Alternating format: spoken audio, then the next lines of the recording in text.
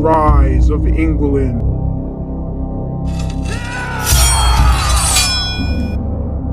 The year is circa 800. Britain is being clobbered by fierce Danish Viking raids. Only one man, Alfred the Great, Anglo-Saxon king from 871 to 899, is able to repel their raids.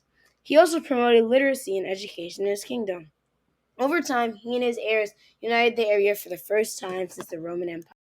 Years later, in 1016, a Danish king, Canute, conquered England and united the Anglo-Saxons and Vikings in England into one people. Then, in 1042, King Edward, descending from Alfred the Great, took the throne.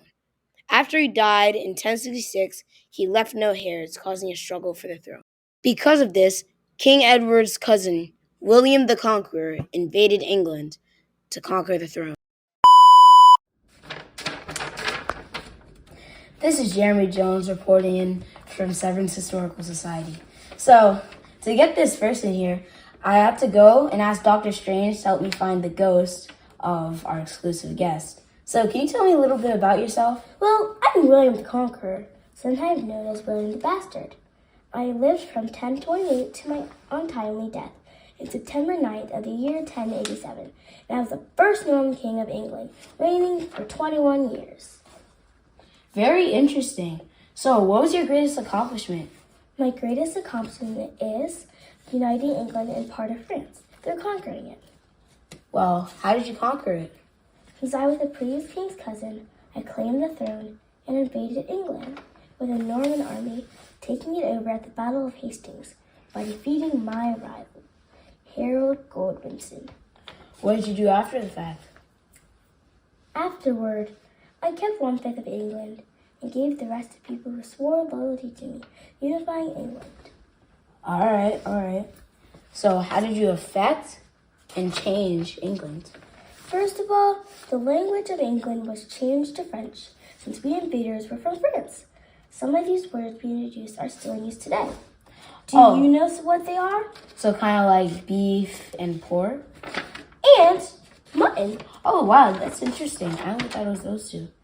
Not only did we change the language, but we introduced modern castle building techniques to England, like motte and bailey type castles. Finally, trade increased between continental Europe and England because one kingdom owned territories in both places. And though my reign was harsh, I had a great effect on England and changed the course of its history throughout Middle Ages. Well, that's all thanks. So I'm going to have to ask Dr. Strange to get you back home. You know what I'm saying? Yeah, I know what you're saying. Bye. Bye. The Battle of Hastings was a significant battle fought between the Norman-French army led by William the Conqueror and the Anglo-Saxon army led by King Harold Godwinson in 1066. In the battle, William the Conqueror fought with cavalry and infantry while the Anglo-Saxon troops fought behind their shield wall. The battle was fought on and the shield wall was not broken. The Normans retreated and the Anglo-Saxon army gave up their defensive positions. The Norman army launched a cavalry attack while they were vulnerable and it ended up succeeding, and they were able to kill King Harold Godwinson in the battle. The battle that took place was of great significance as it altered England's history. The Bayeux Tapestry is an account of the medieval period in Normandy and England like no other.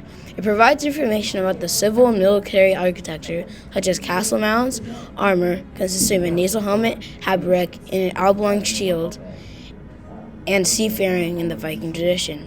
Throughout the number of items depicted, it also gives accurate details of everyday life in the 11th century. Additionally, it shows the Battle of Hastings and the rise of William the Conqueror in England.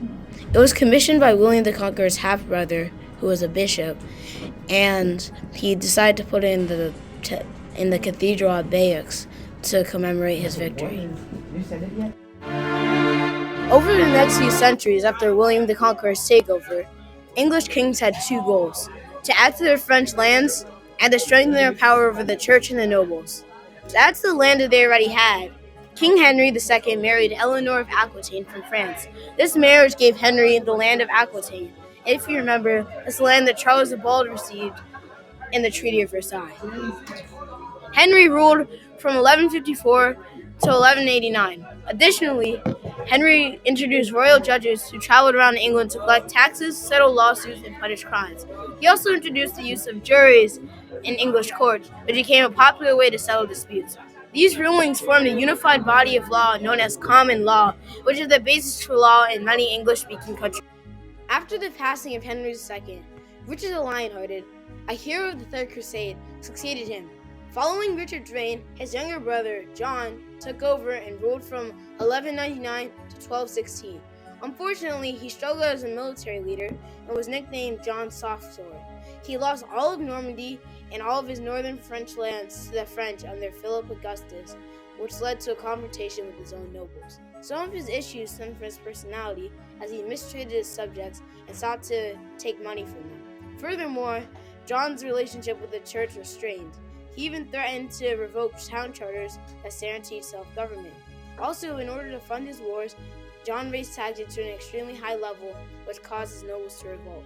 Eventually, on June 15, 1215, they forced John to sign the Magna Carta, or the Great Charter, one of the most celebrated documents in English history.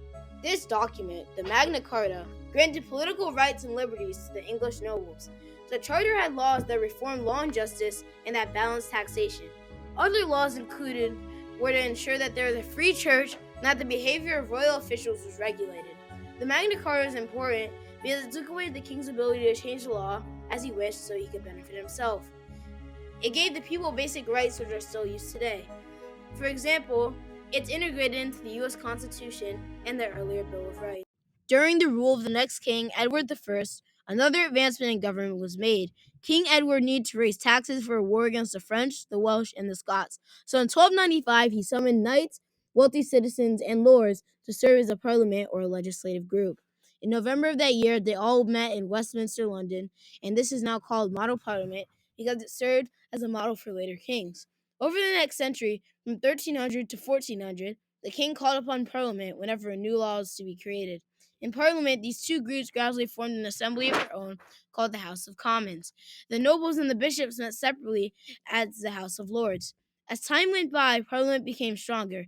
Like the Magna Carta, it provided a check on royal powers similar to modern-day checks and balances with the legislative, executive, and judicial branches checking on each other.